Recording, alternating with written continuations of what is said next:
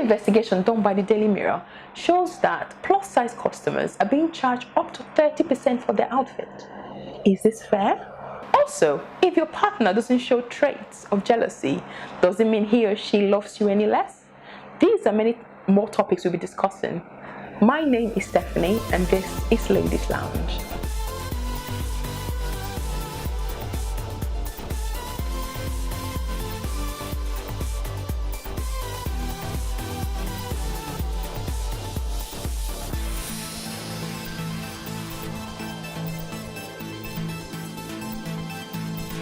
Welcome, ladies. You guys look so beautiful. So do you. I have my whites on. It reminds me of the last recording we had. This is the one we had the tiaras, and like we had the royal wedding, and it was like over 1 billion views. Like the world literally stopped to see the wedding. It did stop. I wanted to ask the specific questions. What was the lessons you have learned or you learned from the wedding of Meghan Markle to Harry? I think it was a love story. Yeah. It just once again reminded us of the essence of love. Yeah. That's what I felt, because I know that it was such a busy day. I wouldn't say I didn't intend to sit down to watch it, but immediately I was stuck. No. And it was a celebration of love. And of course, we all know the highlights. I'm sure you're gonna ask about the highlights of different things that happened. That was my next question. It was, to me, it was just that, that expression of love. I think it was real. Okay. It was evident, and everybody felt it. I agree, actually. I agree. I think so. Vanessa, what do you think? What was the lesson you learned from? Well, I would say, for me, it was all about Meghan's mum, because I think that it just showed me how powerful and strong a woman can be. Because for her to, first of all, of course, she was in the car with her daughter, and then of course, I don't know how they did it. She got off somewhere and got there by herself. But as you said, so many people watching, and for you to just come to another country and by yourself walk into that place. I thought she was like too by herself, though. I think she would have come with a friend or that's something. What I mean, but that's what I'm saying. The power and the strength to be able to do that. Yeah. You raise that child, by yourself, yeah. and then you're in a strange country. You have no friends, as you said, no friends, no one with her, no family, nobody. So to walk in there by herself, that was remarkable. I was just like, wow.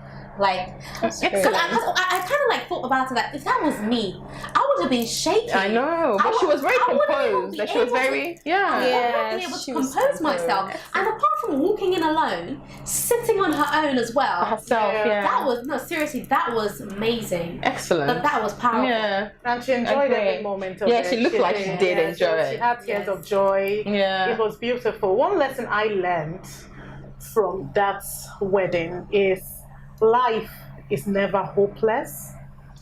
The combination of Meghan and Harry, life is never, ever hopeless. Never, ever hopeless. No one should write themselves off. Yes. No one should wake up to a bad day and feel like this is it for me. It's never it for anyone. No matter the situation, the circumstance, it's never it for anyone. So that's one big lesson I learned. I mean, the odds were against her. Yeah. She's a divorcee, or was. Yeah. She's black. She's an American. She's an actress. All the things that everything a princess should not be. Yeah, everything fit. Yeah, and for her to, to land this, if I may say. Yeah. I think it's amazing. And with so much, for me, I think it was so much grace. Yes. Yeah. And so much, poise. So poised. Yeah. And okay.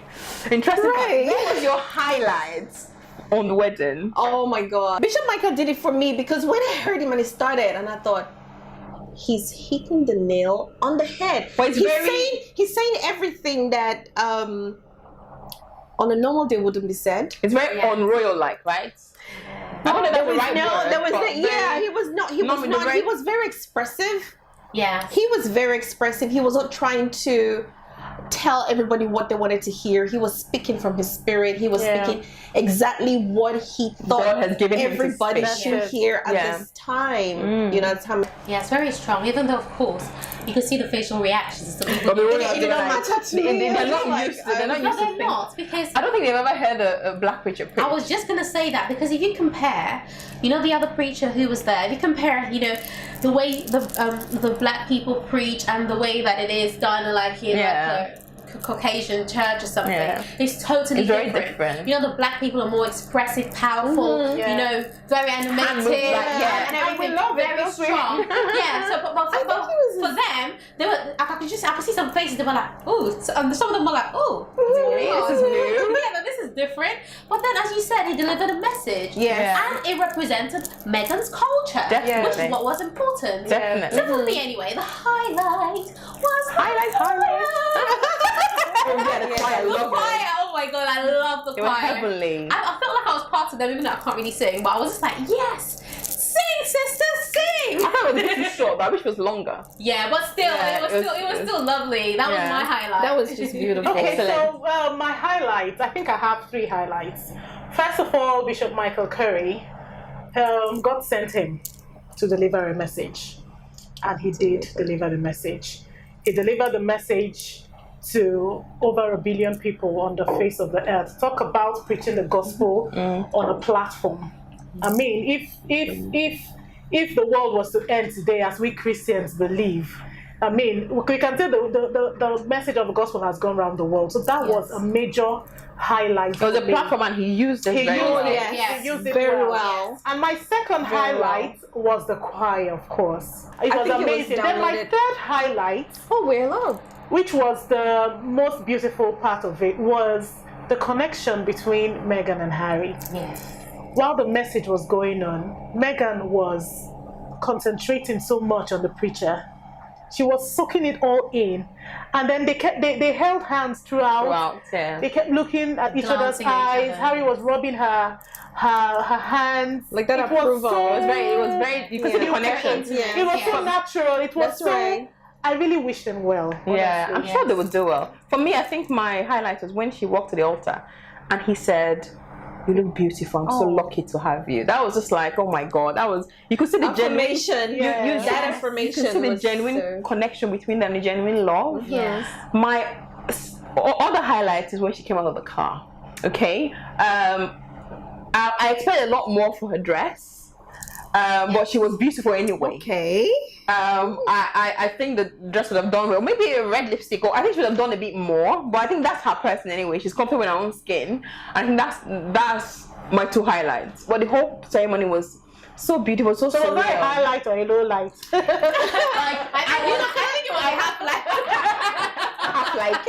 I was edge of my chair, like waiting. Oh my god, she's gonna come out. I went to go. I was like my cup of tea. I was sitting down, and it came out, and it was beautiful. But I wish it was more. Yes. So it was. No, I was disappointed with the dress. I wasn't disappointed at all. Okay. I wasn't. I actually loved it, and I started thinking that maybe we needed to imbibe a little bit of what she came to represent, because it was very classy. It was very classy. It was very, very, everything was just a little, very on a downtone. It suited her. She looked, she was glowing, she looked beautiful, she looked fresh, but it was not over the top. I think that was the statement absolutely she was trying to make. I'm not here for all the glitter. I'm here to. Exactly. She came to prove that I loved it. I'm not here for all the glamour. I'm not here for I'm not trying to be over the top. I'm just here. Okay.